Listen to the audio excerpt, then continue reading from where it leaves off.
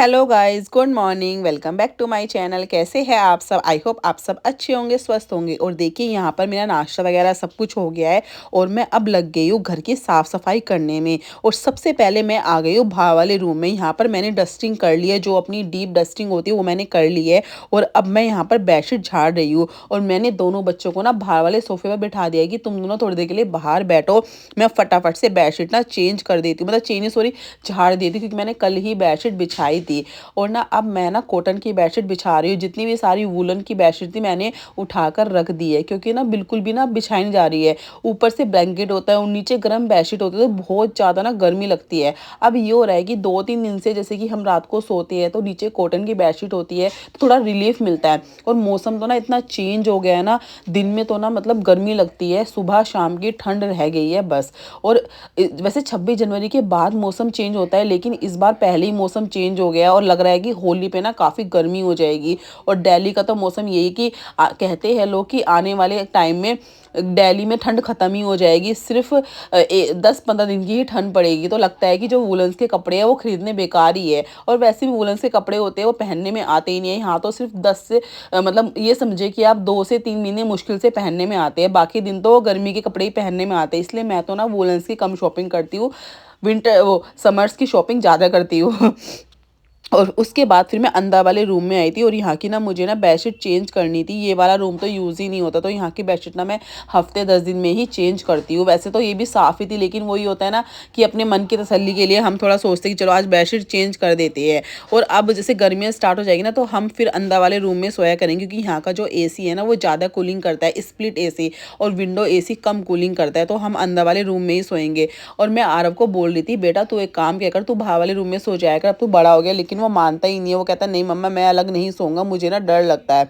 और मैं उससे बोलती हूँ बेटा अब तू अलग सोना स्टार्ट करेगा, फिर माटू थोड़ा बड़ा हो जाएगा, फिर दोनों भाई ना अलग रूम में सो जाया करो। लेकिन वही है, अब देखते कैसा होगा। और ना अब क्या होगा ना, बेड पे ना चारों जनों से सोया नहीं जाता, दो बच्चों के साथ बिल्कुल भी ना एडजस्ट नहीं हो पाते। अभी तो फिलहाल विंटर है तो हम थोड़ा एडजस्ट कर लेते हैं, विंटर में तो वैसे भी सुकुड़ सुकुड़ के सोते हैं तो ठंड कम लगती है तो इसलिए। लेकिन गर्मी में तो खुला खुला सोने में ही अच्छा लगता है।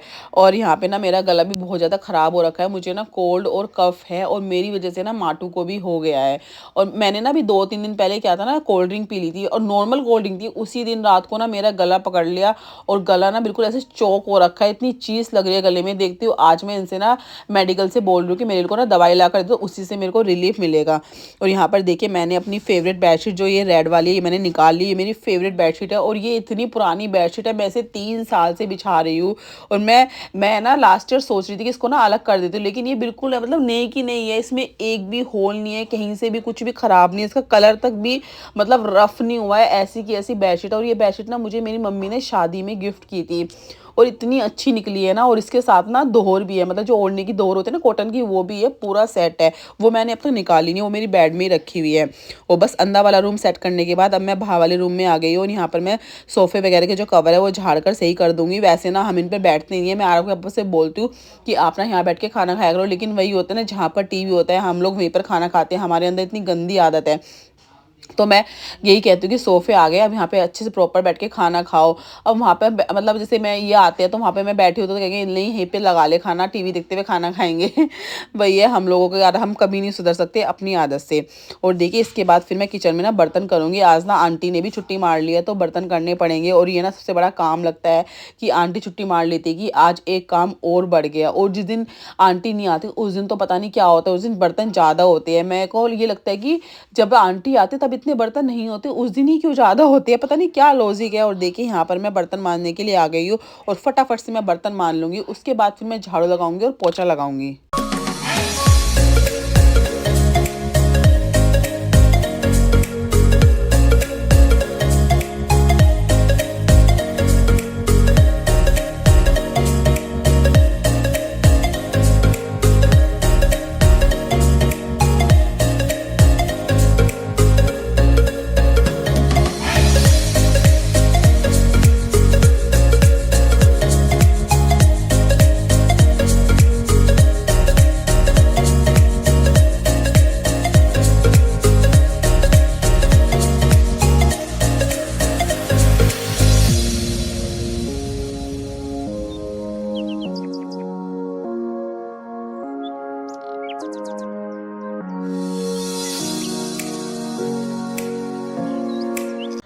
और मेरे बर्तन वगैरह हो गए हैं। उसके बाद मैंने किचन को भी क्लीन कर दिया और अब मैं यहाँ पर आ गई हूँ झाड़ू लगाने के लिए।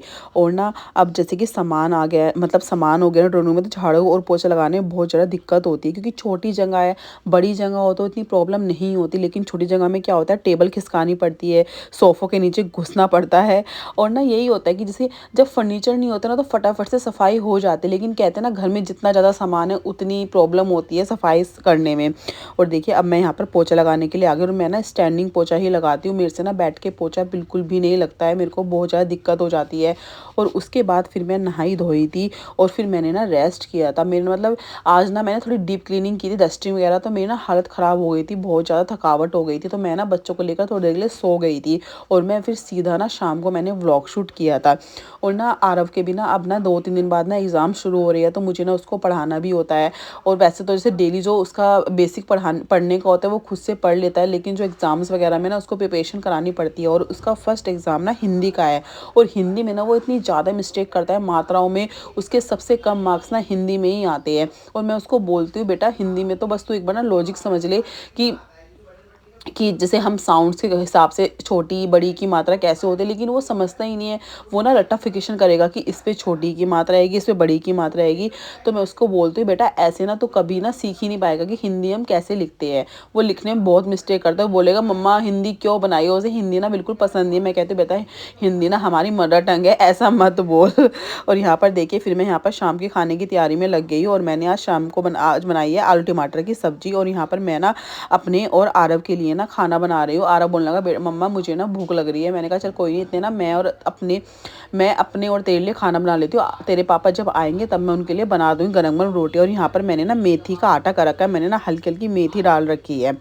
और बस इसके बाद फिर मैं किचन की क्लीनिंग वगैरह करूँगी और माटू को देखूँगी वो क्या कर रहा है। और वो ना जैसे कि ना आरव ना पढ़ता है तो बिल्कुल भी ना पढ़ने नहीं देता, वो बुक्स को देखकर ऐसे पागल हो जाएगा कि बस मुझे मतलब कि बस बुक्स फाड़नी है। उसने ना 1-2 कॉपी उसकी फाड़ भी दी है और मैं उसको बोलूँगी बेटा तू जाके सोफे पे पढ़ ले, लेकिन वही होता है ना सबको उसी रूम में करना है, खाना भी वहीं खाना खाना है, पढ़ाई भी वहीं करनी है। वो सुनता ही नहीं है और बोलेगा मम्मा आप इसको पकड़ लो। मैंने कहा बेटा मैं कब तक इसको पकड़ूँ, तू उस रूम में जाके बैठ जा या बाहर वाले सोफे पे पढ़ ले। लेकिन वही है ना। और ना माटू का ये है कि वो जैसे वो देखेगा ना तो ऐसा पागल सा हो जाएगा, बिल्कुल इतने ऐसे चिल्लाता है ना, और पता है लड़ता है आरव से कि मुझे अपनी बुक्स दे, उसको मारता है, उसके बाल खींच लेगा, उसका चश्मा उतार कर फेंक देगा। मतलब मैं उस आरव को बोलती हूँ कि वो 1 साल का है और तू 9 साल का होने वाला है, वो तेरे पे हावी हो जाता है, तू उसको हैंडल नहीं कर पाता। और वो मतलब आरव इतना डरता है कि मम्मा इसको पकड़ लो, मम्मा इसको पकड़ लो। मैं कहती हूँ मतलब उन दोनों का देख के ना बड़ी हंसी आती है कि इतना गैप होने के बाद भी ना ये दोनों ऐसे लड़ते हैं, अगर बराबर के होते तो क्या हाल होता। वही होता है, चलो कोई नहीं, दोनों भाइयों की मस्ती है। और कहीं ना कई बार मैं सोचती हूँ जैसे कि एज गैप है वो कुछ चीज़ों के लिए अच्छा भी है और कुछ चीज़ों में बुरा भी है। जैसे कि अब मैं काम कर रही हूँ तो आरव थोड़ा ना उसको पकड़ लेता है, थोड़ी मेरे को हेल्प मिल जाती है, तो लगता है कि चलो सही है, एज गैप है, वो गोदी में उसको घुमा देता है।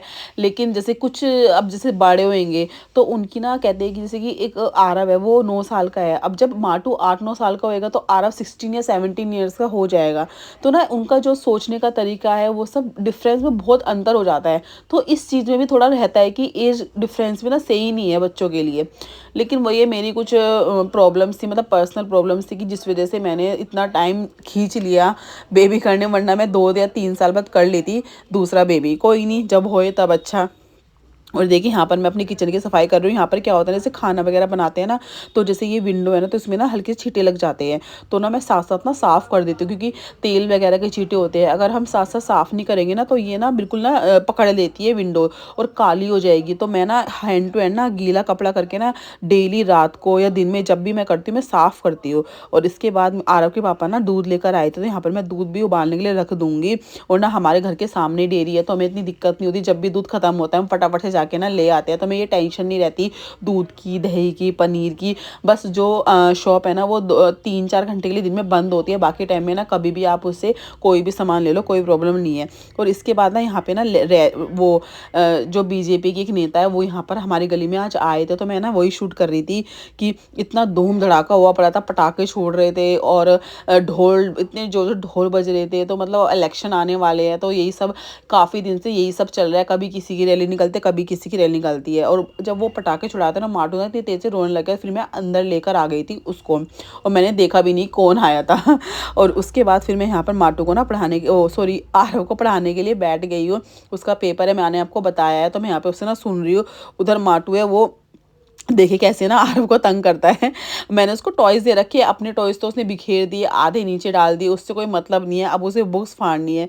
तो आरव मेरे को यही बोल रहा है, मम्मा इसको रोक लो, रोक लो। मैंने कहा बेटा तू पढ़ना, मैं बैठी हूँ ना, वो नहीं फाड़ेगा तेरी बुक। उसको ना बहुत ज़्यादा डर लगता है कि वो उसकी बुक्स ना फाड़ दे, कॉपी ना फाड़ दे। तो मैं उसको बोलूँगी जब मैं बैठी हुई हूँ तो क्यों डर रहा है, और वो सुनता ही नहीं है। और यहाँ पर मैं माटू को बोल रही हूँ कि तू सो जा, वो सुबह से सोया ही नहीं है, थोड़ी देर बस मेरे साथ ही सोया था, आधे पौना घंटे के लिए। तो मैं उसको बोल रही थी सो जा, लेकिन वो ना 10 बजे जाकर सोया। और फिर मतलब 1 घंटा सोकर फिर से उठ गया। मुझे लगा कि वो सुबह उठेगा, लेकिन वो फिर से उठ गया। और यहाँ पर देखिए मेरे से भी ना बुक्स छीन रहा है बिल्कुल। ये ऐसे ही करता है। मैं उसको बार-बार, और मैंने ना उसको डाँट भी दिया था कि क्या है, तुम क्यों नहीं पढ़ने दे रहा है? जब भी उस पे कोई असर नहीं होता, इतना ढीठ बच्चा है ना, बिल्कुल भी डरता नहीं है। जैसे बच्चे होते हैं ना, तुम थोड़ा-सा तेज़ आवाज़ में बोल दो तो डर जाते हैं। ये तो बिल्कुल भी नहीं डरता और ना हँसता है। और इसके ना अपना दाँत निकल गए हैं, थोड़ा काटने लग गया। और मेरे ना इसने बाल फाड़-फाड़ कर ना मुझे गंजा कर रखा है। मेरे आगे से इसने बिल्कुल मुझे टकली कर दिया है। मेरे बाल इतने फाड़ता है ना, इतनी बुरी तरह नोचता है। और चलिए मैं आपसे मिलती हूँ नेक्स्ट व्लॉग में, तब तक व्लॉग को लाइक कीजिए, सब्सक्राइब करें, ध्यान रखिए, बाय बाय।